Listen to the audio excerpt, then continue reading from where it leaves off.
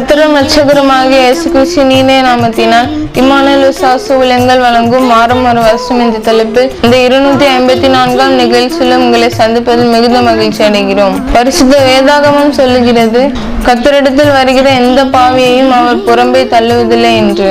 எனவே உங்கள் பாவங்களை நீங்கள் அறிக்கையிட்டு மனதார கர்த்தரிடத்தில் திரும்பும் போது உங்கள் பாவத்திற்கான மன்னிப்பையும் பெற்று கர்த்தரின் ஆசீர்வாதத்தையும் பரிபூரணமாக பெற்றுக்கொள்ளலாம்.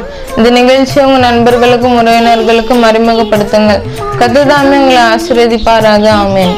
அனைவருக்கும் வணக்கம். இந்த வார வசனம் ஏசாயா 1:18.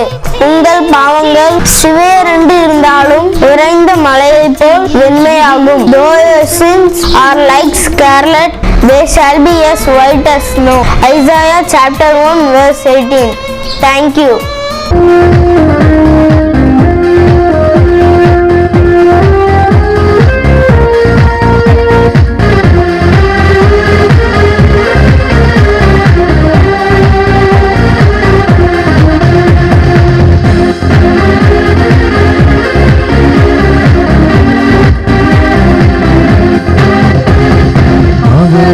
சங்கீதமானவர் பலனுள்ள கோட்டையுமான் ஜீவனின் அதிபதியானவரை தீவிய காலமெல்லாம் வாழ்த்திடுவோம்.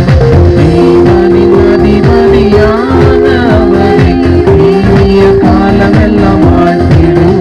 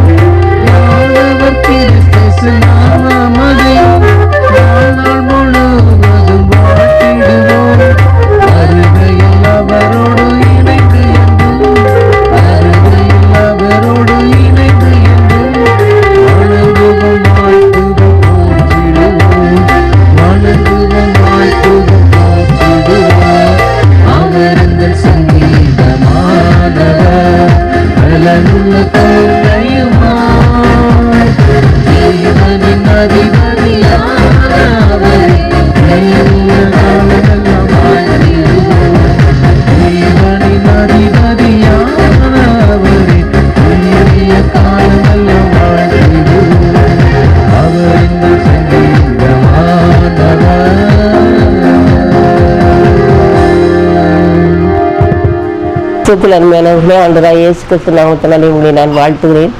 இம்மானுவேல் விசுவாச ஊழியங்கள் சார்பிலே ஆண்டவருடைய வசனங்களை நாம் தியானித்து வருகிறோம்.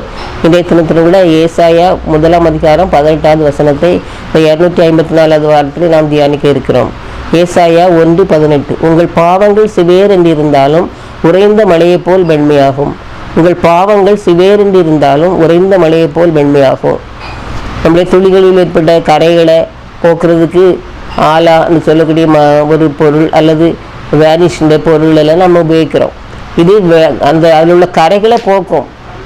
அதே சமயத்தில் கலரான துணியில நம்ம அதை போட்டோம்னு சொன்னால் அந்த துணியிൻ്റെ கலர்கள் எல்லாமே என்ன செய்திடும், மாறிடும், இல்லாமல் போயிடும். அப்படி இருக்கும் பொழுது அது அந்த வெண்மையை மட்டும்தான் என்ன செய்யும், வெண்மையாக மட்டும்தான் ஆக்கும். அது அழுக்கு இருந்தாலும் அது வெண்மையாக்கிடும். துணியை வெண்மையாக்கிறது மட்டும் இல்லாமல் அழுக்கு இருந்தால் போக்கு, இது பண்ணி எண்ணெய் கரை பிசுப்பு எது இருந்தாலும் என்ன செய்திடும், போய்க்கிறோம். அப்போ அப்படி இருக்கும் பொழுது அப்படி அந்த கரையில் நீக்கக்கூடிய அநேக பொருட்களை நாம் என்ன செய்கிறோம், இந்த உலகத்தில் நம்ம பயன்படுத்துகிறோம். அதுபோல் இயேசுன்ற சகல பாவங்களையும் நிச்சயமா நீக்குமா. எந்த பாவியாக இருந்தாலும் சரி, என்னிடத்தில் வாங்க, நான் தள்ள மாட்டேன்னு சொல்லி ஆண்டவர் சொல்கிறார். உங்கள் பாவங்கள் சிவேரில் இருந்தாலும், அது சிவப்பு போல இருந்தாலும், அது என்ன அந்த சிவப்பு வந்து பளிச்சுன்னு எல்லாருக்கும் தெரியும். அப்படிப்பட்ட பாவமாக இருந்தாலும் கூட அது என்ன செய்யும், ஆண்டோடைய ரத்தத்தினாலே என்ன செய்யுது, அது நல்ல வெண்மையாக என்ன செய்யும், மாறிடும் அப்படின்னு சொல்லியிருக்கு. அப்போ பாவக்கரைகள் உள்ளவங்க எந்த விதத்திலையும் கஷ்டப்பட வேண்டியதில்லை, மனவேதனைப்பட வேண்டியதில்லைங்கிறது வசனத்தின் மூலமாக நாம் அறிந்து கொள்ளக்கூடியதாக என்ன செய்ய இருக்கும். பாருங்கள், நாம் சொன்ன மாதிரி இயேசுவின் ரத்தம் பாவத்தை மட்டுமல்ல, நம்முடைய சாபங்கள், நம்முடைய ரோகங்கள், நம்முடைய எல்லா விதமான நோய்கள், நம்முடைய வேதனைகள், அது மட்டும் இல்லாமல் இந்த உலகத்தில் நமக்கு நம்ம அனுபவிக்கக்கூடிய எல்லா விதமான பாடுகள், பயங்கள் எல்லாவற்றிலிருந்து நம்ம நீக்கக்கூடியதாக இருக்குது. அப்படி ஒரு சர்வ வல்லமை பொருந்திய ஒரு ரத்தம் ஆண்டவராக இயேசு கிறிஸ்துவின் ரத்தம். அநேக நேரங்களில் சிறு பிள்ளைகள் ராத்திரி பயந்து சொப்பனத்தில் அலறுவாங்க. அப்போ அந்த பிள்ளைகள் தங்க விவரம் தெரிஞ்ச பிறகு அந்த பிள்ளைகளுக்கு சொல்லிக்கிட்டு போய், அப்படி பயமாக இருந்துச்சுன்னா இயேசுவின் ரத்தம் ஜெயம் அப்படின்னு சொல்லி சரியாக போயிடும் அப்படின்னு சொல்லி நம்ம சொல்லிக் கொடுப்போம். அப்போ அந்த இயேசுவின் ரத்தம் ஜெயம் சொல்லும்பொழுது அந்த பிள்ளைகளுக்கு தனக்குள்ளே ஒரு பலன் வர்றது போல அவர்கள் நினைவார்கள், உணர்வார்கள். அதே சமயத்தில் பெரியவர்களாக இருந்தாலும் கூட அநேக நேரங்களில் பிசாசின் சோதனைகள் இருக்கும். அது வீட்டிலேருந்து வரலாம், சமூகத்திலேருந்து வரலாம், வெளியிலேருந்து வரலாம், எங்கேருந்து வேணாலும் என்ன செய்யலாம், நோயினால் வரலாம். எதனால வந்தாலும் நம்ம அந்த நேரத்தில் ஸ்தோத்திரம் சொல்லிட்டு இயேசுவின் ரத்தம் ஜெயம் சொல்லிகிட்டே இருந்தோம்னா அந்த பயம் நம்ம விட்டு என்ன செய்யணும், போயிடும். அந்த பிரச்சனைகள் அந்த சூழ்நிலையிலே முற்றிலுமாக என்ன செய்யணும், மாறிடும். பாருங்கள், எந்த காரியம் செய்தாலும் நம்ம இயேசுவை முன்னிட்டு என்ன செய்யணும். அவரை முன்னிட்டு செய்யும் பொழுது நம்முடைய காரியங்கள் எல்லாம் வாய்க்கக்கூடியதாக, நமக்கு எல்லாமே நல்லபடியாக நடக்கக்கூடியதாக என்ன செய்ய இருக்கும். ஃபாதர் பெருமான் சென்று பாட்டு படிச்சிருப்பாங்க, ரத்தம் ஜெயம்னு சொல்லி பாட்டு. அந்த பாட்டை படித்து பாருங்கள். நீங்கள் எத்தனை பேருக்கு தெரியுமோ தெரில, நீங்கள் உங்கள்கிட்ட புத்தகங்கள் இருந்தாலும் எடுத்து பாருங்கள். எத்தனை அந்த இயேசுவின் ரத்தத்தினால எத்தனை விதமான நோய்கள், பேய்கள் எதெல்லாம் நமக்கு கிடைக்குதுன்னு சொல்லி அந்த பாட்டில் என்ன செய்வார், போட்டு எழுதியிருப்பார். அருமையான ஒரு பாட்டு. உங்களால் முடிஞ்சால் எடுத்து என்ன செய்யுங்க, படிங்க அருமையானங்களே. அப்படி இருக்கும் பொழுது எந்த காரியம் செய்தாலும் இயேசுவின் ரத்தம் இல்லாமல் நமக்கு இந்த உலகத்தில் மீட்பு இல்லை, ரட்சிப்பு இல்லை, ஒன்றுமே இல்லை. அப்படி இல்லாதிருந்தால் மற்ற மதத்தை போல தான் நம்முடைய மதமும் என்ன செய்ய இருக்கும். இந்த ரட்சிப்பு இயேசுவின் ரத்தத்தால் ரட்சிப்பு என்பது மட்டும்தான் மற்ற மதங்களிலிருந்து நம்முடைய மதத்தை அல்லது நம்முடைய நம்பிக்கையை வித்தியாசமாக என்ன செய்கிறது, காட்டுகிறது. இது வழிகாட்டியை தவிர மதம் கிடையாது.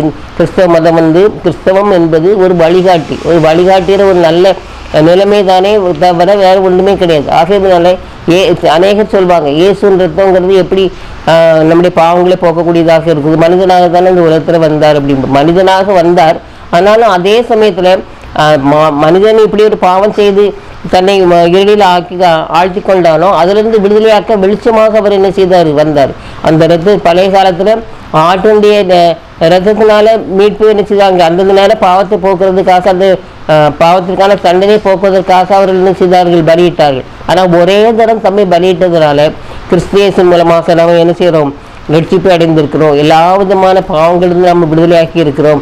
எல்லாவற்றுக்கும் மேலாக பரலோக ராஜ்யை, நித்திய வாழ்வை நம்ம அடையக்கூடியதான ஒரு நிலைமையை நாம் பெற்றுக்கொண்டிருக்கிறோம். அதை நாம் என்ன செய்யணும், உறுதியாக விசுவாசிக்க வேண்டும். ஆக ஆண்டவர் எப்படிப்பட்ட பாவமாக இருந்தாலும் சரி, ஆண்டவரத்தில் நம்ம வரும்பொழுது எல்லாமே அது என்ன செய்யும் போயிருப்பார். கிறிஸ்டியானுடைய அந்த வாழ்க்கையை நம்ம பார்த்தோன்னு சொன்னாச்சுன்னா, அந்த மோட்ச பிரயாணங்கிற புத்தகத்தில் இப்போ அந்த கதையில் வரும்போது சொல்லியிருப்பாங்க. தூரத்தில் இருக்கும்போது அவருடைய பாவத்தில் பாவமாகிய மூட்டை அவருடைய முதுகில் இருக்கும். ஆனால் கல்வாரி சிலுவேண்டையில் வரும்பொழுது அந்த பாவமூட்டை அப்படியே உருண்டு கீழே என்ன செய்திடும், விழுந்துடும். பாருங்கள், அப்போ ஆண்டவரத்தில் நம்ம வரும்பொழுது பாவமே செய்ய முடியாது.